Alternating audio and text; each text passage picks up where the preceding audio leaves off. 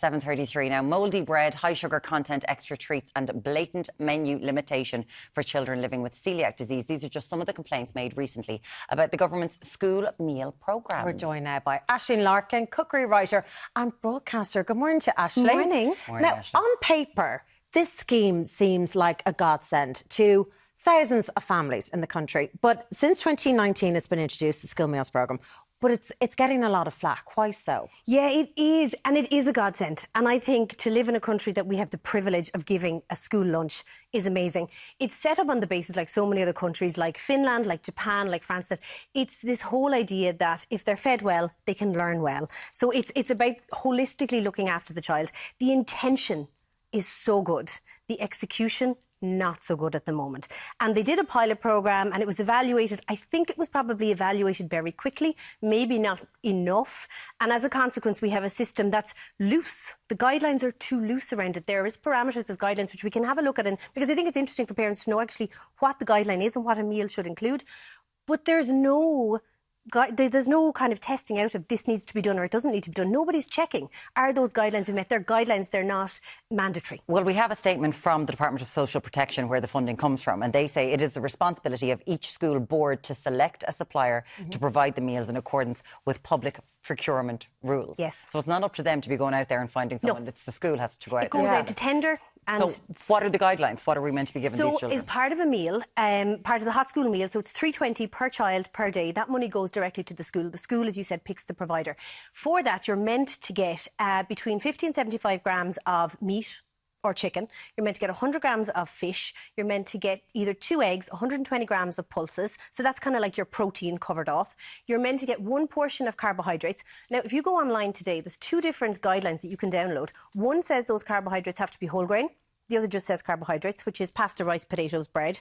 So is it whole grain or is it not whole grain? I mean, you would be suggesting it should all be wholemeal or whole grain. Right. And then you are looking at 20 to 25 grams of cheese, and you're looking at 2 servings of fruit and veg. So 2 servings of fruit and veg is about 80 grams per portion, which is 160 grams of fruit and veg to get into a very small little meal for primary school age children, which actually is quite a lot. So if you're a parent this evening, if you could weigh and measure out 160 grams of fruit and veg, it's particularly veg, I suppose, because these are hot school meals. We're not going to be putting a banana in a meal or an apple. You can get in little bits very cleverly.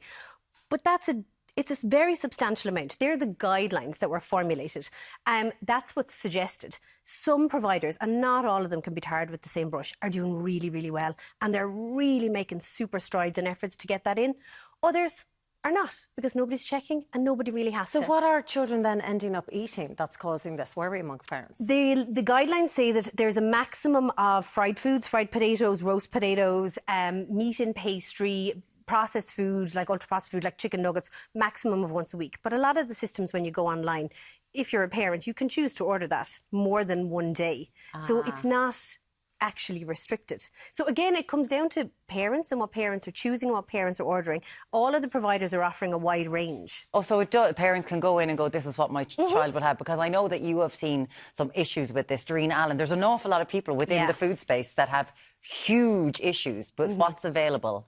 But again, there is personal responsibility here then as well. It's not just, it is parents who can choose this. Parents choose, and then they can change and they can adapt. And I think one thing that we have to recognise as parents, I'm a mum of 3 children, we worry that they're going to be fed during the day. Are they going to eat well? Are they going to eat it? What if they don't eat it? They're going to be starving. And it's one of these innate, probably ridiculous fears that we have. Actually, I said this to my son yesterday when we were having a fight over a meal. The first thing I did when you were born was I fed you. Yeah. And it is like, you do not lose that as a parent. No. That's what we're built to do, is to feed our kids. So it causes such angst if you don't feel your child is eating well. It really does. And that fear for parents, and even parents bringing their own fears into it of going, God, I don't know if I'd like a chicken curry, or I don't know if I'd eat a fish pie. And then sometimes we can project that fear onto our children. Yeah. So we've got to be mindful as parents of that. But the main thing is you want them to be fed and eat well. The whole school meals thing, I think it's a little horse before the cart. The money was kind of thrown at it a little bit. You know, here it is, here's the school meals programme, run with it, go for it. But how do we implement it? Do we have operators in schools? Do we have ovens in schools? Do we have a space for the children to eat? What time is allocated to lunch times within schools? Because that's actually a big problem, that I get a lot of food back in the lunch boxes. We don't have the school meals in ours. I'm still making the lunches. But half of it, I feel, is coming back in the lunchbox. So that is an issue, timing. And it's not a school meals thing. It's just a school thing. And it's something to bring an awareness to. When do children eat in school? What time do they eat? Do they get to play first and then eat? Let's think about it. They're 7 and 8. They want to go play football. They want to talk to their friends. They want to read the storybooks. They want to play magical games. Sitting down and being forced to eat. So this I suppose whole thing of the physiology of appetite. If they can get fresh air, if they can do 10 minutes of movement first before they actually sit down, they'll have a greater appetite. You'll have a better chance of them eating something if they have an appetite to it. 0896 111 111. This is all very, very interesting and seems to make an awful lot of sense. Parents, teachers and principals, they have noted a high percentage of food waste in schools. That these school meals are just going straight in the bin. That's frustrating, to say the least, because this is not cheap to run. And there are some families for whom this is a lifeline. 100%. Like, they're saying 300 million is going to look, what the cost is going to look like for this. There's schools and principals who are so frustrated because they're going, we need SNAs, we need more classroom teachers, we need resources, we need sports facilities. Give us somewhere that we can actually heat this meal or cook this meal. And there's providers who will do that for you. But so there's huge frustration there when they see the waste. The waste is coming from looking at portion sizes. The portion size of what a 6th class will eat is probably different to what a junior infant or a senior infant will eat. For the providers to create different portion size meals, that's very, very difficult. And you haven't even gotten margins game. You haven't even gotten into children who might need a gluten-free diet. Yeah, that's it. And a lot of providers are like, there's a company I'm working with in Waterford at the moment, and they've brought me on as a consultant, and they're so adamant about that, and they're really, really good at looking after that. Like all meals, they won't put breadcrumbs into anything like a meatballs because then it wouldn't be celiac friendly. They pay extra to use a gluten-free soy sauce because then it just becomes universal. So there are providers who are doing excellent things. Because it's something that has to be looked at, kids with allergies. It's so, like, that is so important, I think, for school. Looking internationally, you know, as you said, this was an election promise. Throw money at it, and sure, listen, we'll think about how it's implemented in 5 years' time when we take it away from them.